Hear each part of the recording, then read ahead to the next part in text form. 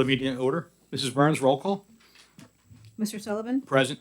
Mrs. Hallenbeck, Present. Mrs. Brochus, Here. Mrs. Egan, Here. Mr. Kraus, Here. Mrs. Marshall, Here. Mr. McGoldrick, Here. Mr. Rodriguez, Here. Ms. Walbeezer. Here. We have a quorum. Please rise for the Pledge of Allegiance led by Shane Keeler.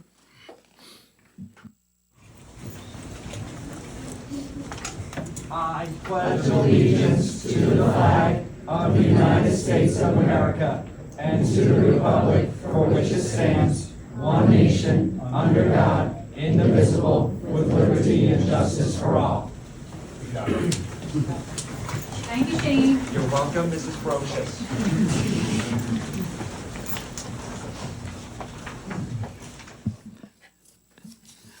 The board met in executive session this evening prior to this meeting to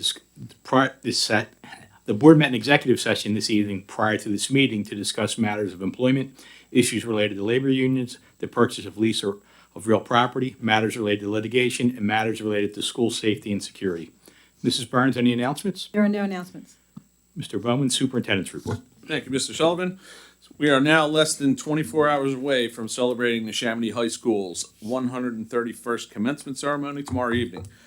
We're hopeful that the weather will cooperate and provide the perfect backdrop for this special occasion as we honor the class of 2026 and celebrate their transition to the next chapter of their lives. This graduating class has much to be proud of. Throughout this year and throughout their time at Neshaminy, they've distinguished themselves through their achievements, their perseverance, their leadership, and service. On behalf of the entire Neshaminy community, I congratulate them on their many accomplishments. As they receive their diplomas, they will join the proud and distinguished ranks of Neshaminy alumni. It is my hope that they will carry the values, experiences, and pride of being a Neshaminy graduate with them wherever life takes them, and they will always remain connected to the community that helped shape their journey. I also want to congratulate all of our rising 4th and 8th grade students who are enjoying move-up ceremonies with their families this week. We look forward to greeting them in August at the next level. We're wishing those 8th graders attending technical school next year as well as they pursue their goals. And finally, congratulations to the Neshaminy varsity baseball team who pulled off a dramatic, hard-fought 2-1 victory in the semifinal round of the PIAA state championship yesterday. They now move on to the 6A state championship game against Butler High School Golden Tornado team on Thursday afternoon at Penn State. We wish them all the best as they take their incredible season all the way to the top and look forward to seeing them in action one more time. That is all I have, Mr. President. Thank you, Mr. Bowman. Brings us to the first public comment period. Mrs. Burns, any sign-ups? Just one, Chris Lyman. Good evening, Board. Chris Lyman, 1251 Taylor Drive. Keep this brief. In May, professors from Harvard, Stanford, and Dartmouth performed an analysis of the most recent NAEP data, and what they found is very disturbing. Math and reading scores began declining in 2013, far before COVID. We are currently in what they call a learning recession. Grade 8 reading is now at the lowest point since 1990. Grade 4 reading sits at pre-2003 levels. The leading hypothesis for this is social media. The heaviest losses were concentrated among the lowest achieving students who reported the heaviest social media use. I have here a couple comments from internal strategy decks, planning memos, and staff chat logs from Google, YouTube, and TikTok. These were produced under subpoena in federal court as part of a lawsuit by more than 1,400 districts across America. This first one is from a Google internal strategy deck. It says, quote, investing in schools helps onboard kids into Google's ecosystem. If you get someone on your operating system early, then you get that loyalty early and potentially for life. Is a school-issued device meant to teach a child or onboard them into a corporation's ecosystem? Since there are children in the audience, I'm going to skip a couple of these because there's some not great language that appears in some of these things. But TikTok. Kids already have a smartphone addiction in class. You combine that with a synchronized push notification and a very real sense of FOMO, and you've got a recipe for trouble. This is internal staff chat among TikTok's product designers. If the company's own safety team saw trouble, should we allow these devices in school at all? Snapchat sent phone alerts to adolescents during school hours, urging them to share what was going on in their classrooms. The mock-up said, post to blank your school now. See what your class is up to. Whose schedule is a school hours alert designed around, the lessons or the apps? And then last here, this is from a YouTube internal planning memo. During the school year, there's an 80 million hour watch time difference between Thursday and Saturday. Increasing usage in schools Monday through Friday will decrease this gap and should be a focus of our company. Should a company's goals of more weekday screen time set the terms of our school day? And I'd like to just finish up with a quote from the Lorax. Unless someone like you cares a whole awful lot, nothing will change. It will not. Thank you for your time. No third. Mr. Bowman for the presentation. Thank you, Mr. Sullivan. We have here with us tonight, Mike Lillis is the Managing Director from RBC. He's going to provide a brief presentation. A few board members have seen this in our Business Ops Committee. This is a potential financing plan for an addition at Neshaminy High School that is needed for the 2029 school year to accommodate our growing population there. So, Mike, good to have you. Mike, 1 second. To the board, if anyone has Now any is it on? questions Yes. after Mike's presentation, feel free to ask. Hi, good evening, everybody. I'm Michael Lillies from RBC Capital Markets. Also, I have Brian Bradley with the firm. He was here at the 20th board meeting. And also, I'm part of the financing team is PFM. Basically, two individuals are working on behalf of that firm. Zach Williard and the other fellow's name, and Garrett Moore. And you saw Garrett and Brian at the meeting on the last meeting. So the financing team was asked to put together some financing options to look at funding approximately $40 million for capital projects and to look at possible debt restructuring to provide some savings or debt service relief in fiscal year 2026-27.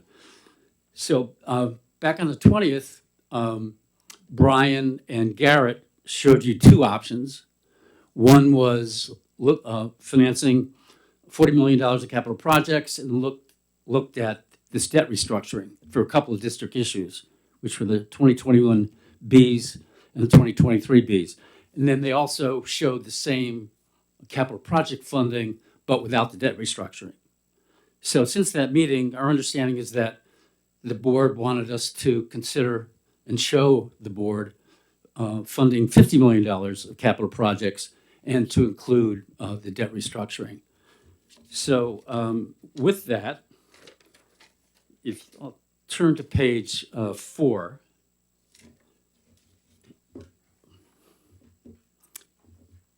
And this lays out the current plan that we're proposing. You see it in the blue column 1, titled 2026 Debt Restructuring. We're looking at, as I mentioned, refinancing principal payments for the 2021 Bs and the 2023 Bs and spreading those principal payments over the next 10 years. And if you go down below, you can see, first of all, in column 8, that's what your existing local effort or what your net debt service is currently net of state reimbursement. Going to column 9, we're proposing to refinance $4.8 million of principal payments in fiscal year 26-27.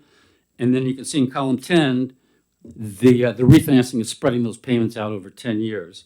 And then in column 11, you get the net debt service effect of that. And you can see in fiscal year 2026, in column 11, your debt service goes from $10.7 million to $5.9 million. Going to column 2, this is the first of four proposed new money financings or capital projects financing. You can see the first one, we'd be looking to finance about $4.7 million of capital projects and combining that with the $5.1 million of proposed refinancing. And then you can see columns 3, 4, and 5 that we would finance the rest of the projects with bond issues in each of those 3 years. And you go to column 6, the total amount of principal, or the amount of the bonds we're proposing to issue, is at $55.3 million. And down below that, in column 6, you can see that we're financing $50 million for capital projects. So what I would point to now is, if you look at column 16, you can see we outlined in red what you're paying for debt service in this current fiscal year, 10.79, basically 10.8 million. Then in the next fiscal year, 2027, you can see that your debt service drops about $4.7 million. And our understanding is what the district is proposing to do is to use those savings to replenish some of its reserves. And then you can see in the next 3 fiscal years is when the budget impact would be occurring for the capital projects. And you can see in column 17, we're estimating that in fiscal year 28, your debt service would go up $984,000. Then in the following fiscal year, a little over $1 million. And then in the third fiscal year, it'd go up about $900,000.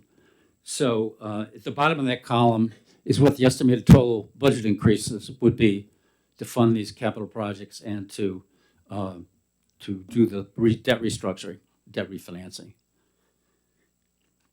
So yeah, I'd be happy to answer any questions so far, and then afterwards I'd like to just share the timeline with you if the board decides it wants us to go forward or proceed with this. Yeah. 2 things that may help the board and people in the audience.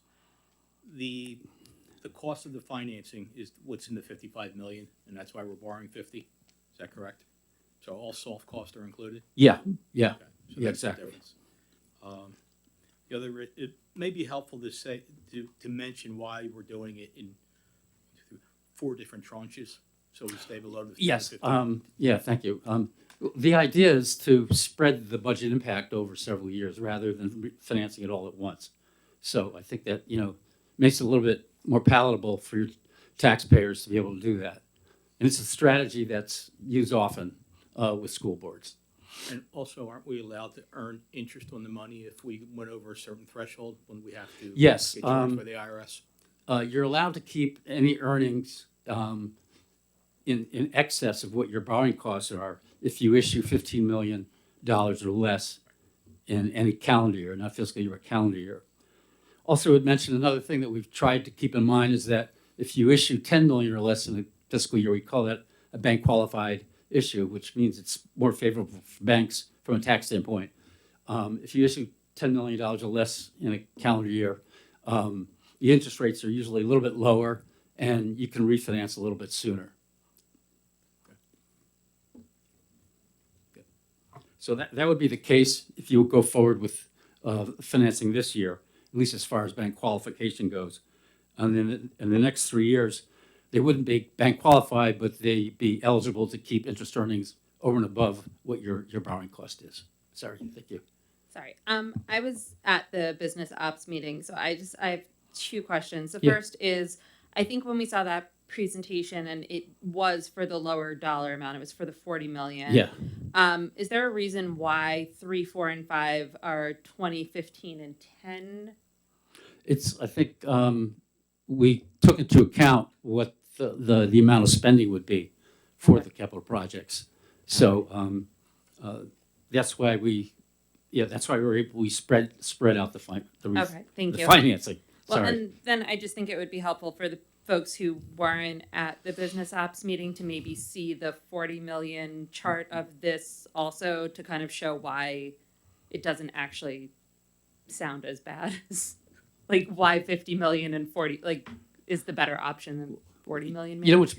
This might be helpful. Is that right now you're seeing next year a bond issue principal amount of $20,065,000, and you're funding capital projects a few rows down of 20 million.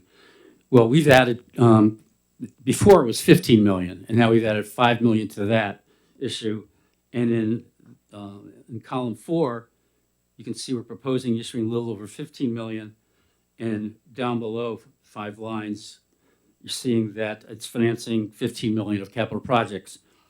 When we were looking at 40 million, this number was 10 million instead of 15 million. So we've spread the increase of 10 million of capital projects in 2027 issue and the 2028 issue. We can definitely. Yeah, yeah. See the side-by-side comparison after this. Well, the other thing is too, when we had the presentation, we were just looking at the $40 million for the high school. Then we said we would add another 10 million for capital projects that need to be done in the next 5 years. So that's where the 50 came from. Yeah. I have a curiosity question. Yeah. Is there any way in, call that column 3, $5 million of that can be moved into year 2 so that we stay under the $15 million threshold? I'm saying moving 5 million from column, say that again? I'm sorry. Could we move 5 million from column 3 Mm-hmm. to column 2 so that column 3 is under the $15 million threshold? So we still get the favorable? Yeah, you could do that. The call provision would be, I'd say probably like 8 years instead of 5 years. And the interest rate difference isn't that great these days. It's the biggest advantage with a $10 million issue or less is the call provision. And the call provision means when you can refinance. So typically with bank qualified, it's you have 5 years. With what we call non-bank qualified greater than 10 million, it's generally 8 years. What's that? Yeah, I didn't quite hear you. Fixed rate, fixed rate. Yes, it is a fixed rate. Yes, sorry. Any other questions? So, yeah, why don't we turn to page 5? And here's a proposed financing timeline. So I'll just mention some of the key ones here. You can see on the first of the timeline was May 20th when you had the finance committee meeting. If you skip down to Tuesday, June 23rd, if the board wants the team to proceed with this financing and refinancing, that is when the board would consider adopting what we call a parameters debt resolution.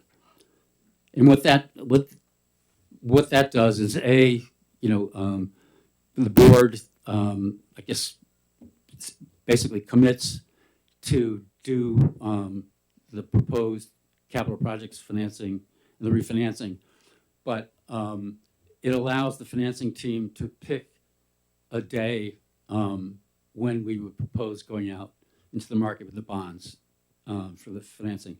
Years ago, it used to be that the debt resolution was adopted the same day that we would go out and sell bonds. And the reason that's kind of faded from existence is that we found a way to provide more flexibility so that the board wasn't dependent on what market was the day of the board meeting. This allows us to kind of pick a day that we think is a favorable day to sell the bonds. And so if the board adopts that resolution, we would get all the paperwork done with the idea of locking in rates, that second line item from the bottom, where we see bond sale, lock in interest rates. The week of July 13th, that's approximately when we're seeing at the moment when we go out in the market. And then we would settle about a month later. We'll show you mid-August. If you would turn to page 7. So these are what we call the max parameters payment schedule, which means that we would state, looking at on this page, which would be just for the capital projects money, or we call the new money portion, that we have to pick a maximum rate in order for the debt resolution to get blessed by Department of Community and Economic Development, or DCED. We also have to have maximal principal amounts, as we're showing column 2. So you can see that that's totaling 56 million, but we're anticipating that the bond issue would be about 55 million. You may ask, well, why are we adopting for a larger amount? The reason is that that if any of the actual principal amounts in, say, in column 2 were to be less than what the actual principal amount would be, the Department of Community and Economic Development wouldn't approve the bond issue. So what we do is we increase the amounts in each of those years so to account for movements in interest rates, because each maturity has a different interest rate typically. It starts out from lower in the earlier years to higher in the latter years. So this would be the what we say the new money portion. And on page 8 is the same kind of max debt service schedule for the debt restructuring. You can see we are using a max rate of 5.5%, and we have the max principal amounts in each year. So these would be the schedules that the board would approve by adopting the parameters resolution on the 23rd. And for the board members that were not at Business Ops, just to give you an idea on timeline of the high school project, the main portion of this financing is the Schrader Group will spend about a year in design phase, starting this summer through next summer, and then it is a 2-year construction project to get us open for 2029. That's about a 16 classroom addition at Neshaminy High School. Our student population there is going somewhere around 3,100 to 3,200 students, something that was just never expected. So that's why we are in need of adding 16 classroom spaces there.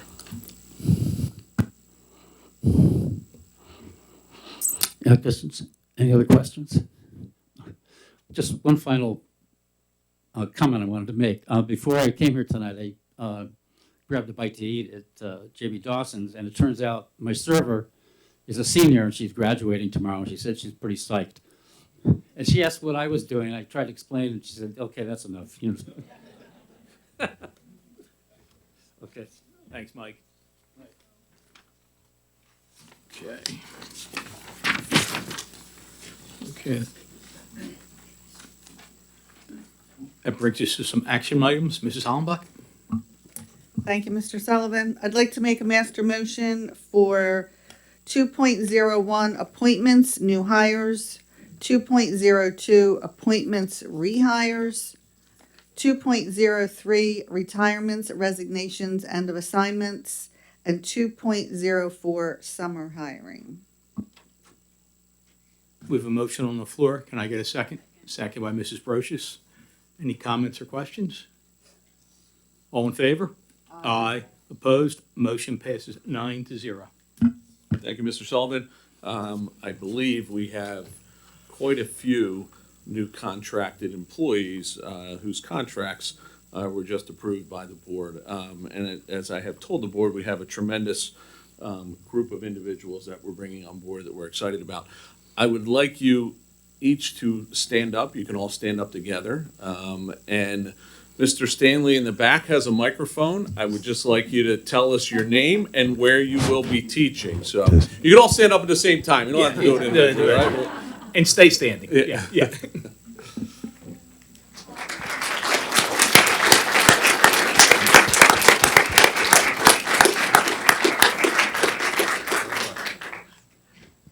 Hi, my name's Heather. I'll be at Tawanka in kindergarten. Hi, my name is Rachel Cover, and I'll be at Pequessing in Sandburg teaching science. Hi, my name is Marissa McCurdy. I'll be teaching first grade at Miller. Thank you so much.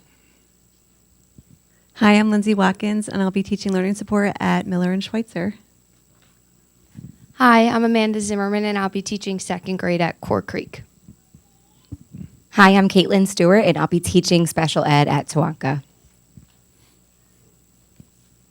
I'm Shannon Decker, and I'll be teaching first grade at Schweitzer. Hi, I'm Allison White. I'll be teaching kindergarten at Schweitzer. My name's Amber Geiger, and I'll be teaching first grade at Hoover Elementary.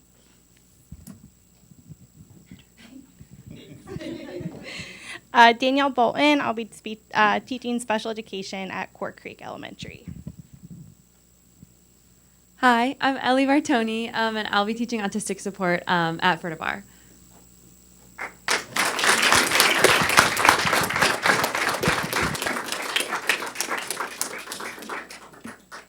Great to see you all here. Thank you all for coming. Again, congratulations. We are very excited to have you on board. And most importantly, you do not have to stay for the rest of this meeting. You're free to leave if you would like. So you're always welcome to stay. But Usually everyone leaves now, though, so don't feel obligated. thank you.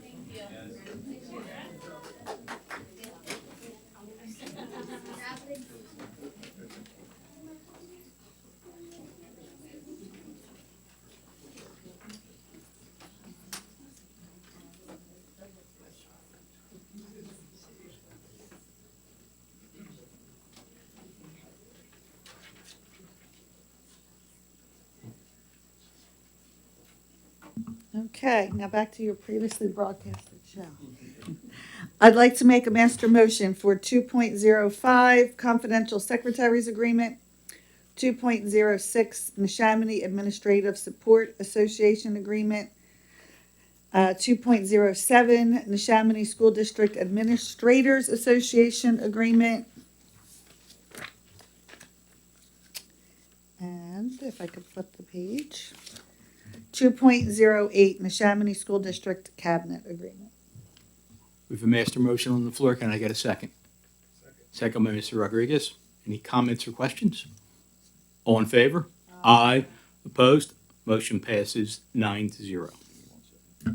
Also, just want to point out for the board, we have quite a few administrators here tonight that I believe are here to show their appreciation to the board for these agreements. So, thank you very much for coming, guys. Thank you. And that brings us to item 3, which is items for approval at the public board meeting. These are the following items.